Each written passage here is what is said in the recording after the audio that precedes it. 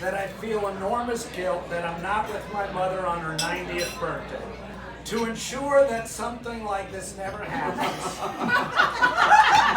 I've let my producer know that I'm unavailable to work the entire week of March 7, 2030.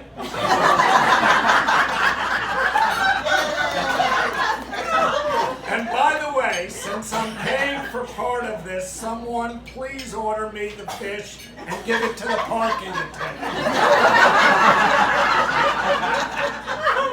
I would also like to point out that if not for my mother, I would not be making a living in show business.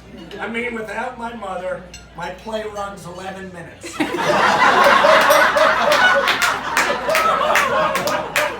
I remember years ago, my mother said to me, Brad asked me not to speak like my mother like he did. Brad, my friends think you got your talent from me. I said, that's great, Mom, but what's more important is I didn't.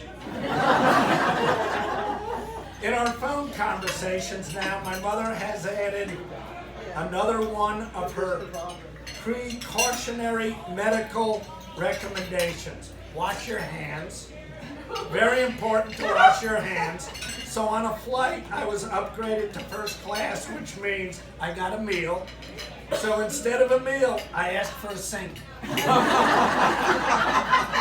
When we celebrated her 85th birthday, my brother said in his speech, my mother is more than a mother. She is also a good friend.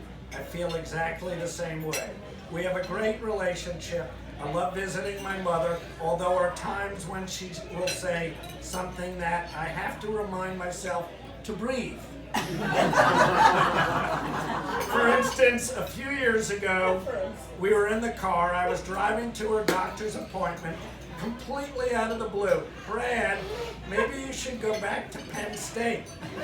Write your thesis so you have something to fall back on. I went there for grad school when I was 22. I quit after a year. I said, Mom, if you had said this when I was 30, it's understandable. But if you say it when I'm 62, at least wait until you pull over. But for all the fun I poke at my mother in my show, I am one very lucky man. I think my mother is quite a remarkable woman. Yes, everyone in the room, we all have our shtick, but to my mother is a great model of goodness. She has been so supportive in every way since I began to navigate my journey in the arts. She is truly a great friend to so many of you, so devoted. We all know how hard it is getting older. My mother has handled it beautifully. She is always saying to me, Brad, I have the mind of a 50-year-old and the body of a 90-year-old. Which is to say that as long as she keeps her clothes on, she looks fabulous.